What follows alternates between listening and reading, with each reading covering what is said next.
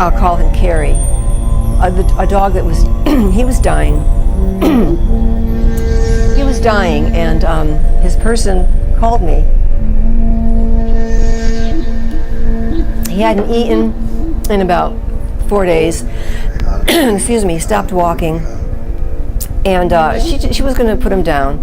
And she wanted me to come over and just ask him if it was okay with him and if he had any last words that he wanted to express. So I went over there, and he told me a lot.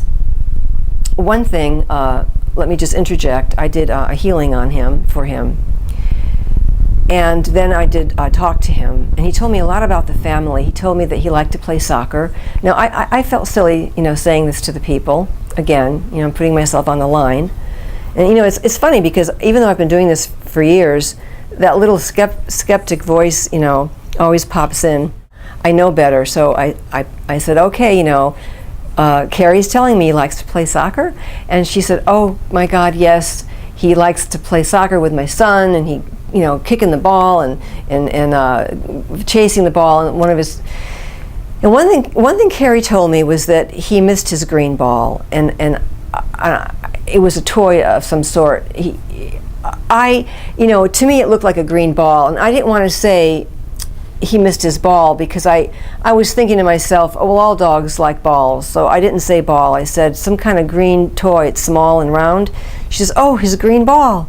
She said, he loves his green ball. We took it away because we thought he was too weak to play with it. I said, oh my God, he wants it back. So the conversation went on, and as I told the people more and more about what Carrie was talking about, I had when I came into the room, they were crying, and it was the mother was there, the person and her husband and the child and the tenant and the grandparents, and everybody was like crying, and it was so sad. But by the time I was finished with relating what Carrie was telling me, I had the whole place laughing. And do you know that at that moment the dog started wagging his tail? And then session was over. I'm working with another one of their dogs. All our attention is on dog number 2. And Carrie gets up and tries to get up. Everybody's amazed. The husband carries him outside. He had 3 legs to go to the dog, to go to the bathroom, and got his green ball.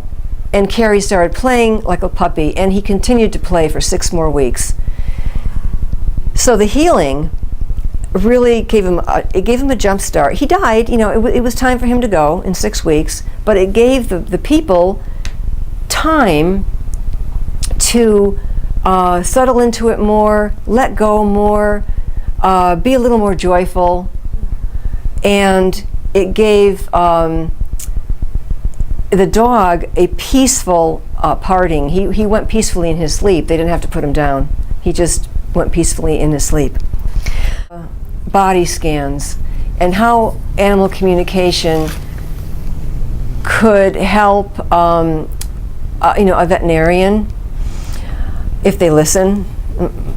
Some are very open-minded to it. I worked with another cat recently, and let's see what I named her here. Timmy. I'll call him Timmy. And Timmy had fluid buildup in the belly. Now I'm not a vet, but I thought, without talking to Timmy, I thought it could be FIP, wet form, or heart problems, or cancer.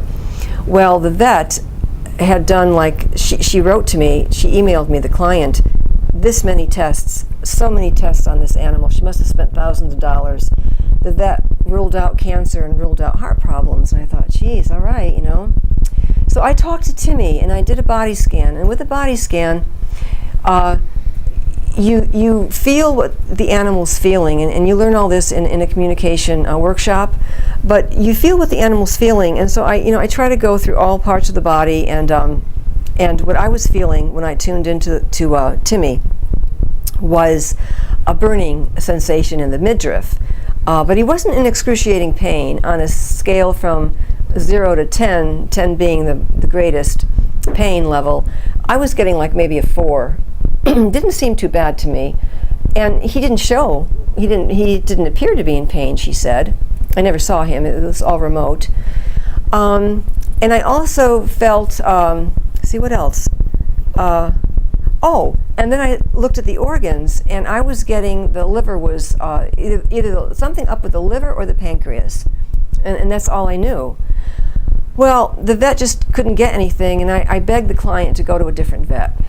You know, if you love your vet and trust your vet, but they're not getting answers, just go to someone else, because, you know, two heads are better than one. So she went to another vet, and it turns out the cat had liver cancer. So it was cancer. And then he went very quickly afterwards, a few weeks, and she had to put him down. He got really, really bad. But, you know, as a communicator, I don't diagnose, but I feel what the animal is feeling. And this comes in handy when you're working with lost animals. You can tell if they have injuries and that sort of thing. And so now you can ask questions if you'd like, but no questions on quantum physics, because I really don't know that much about it. I only know what I told you.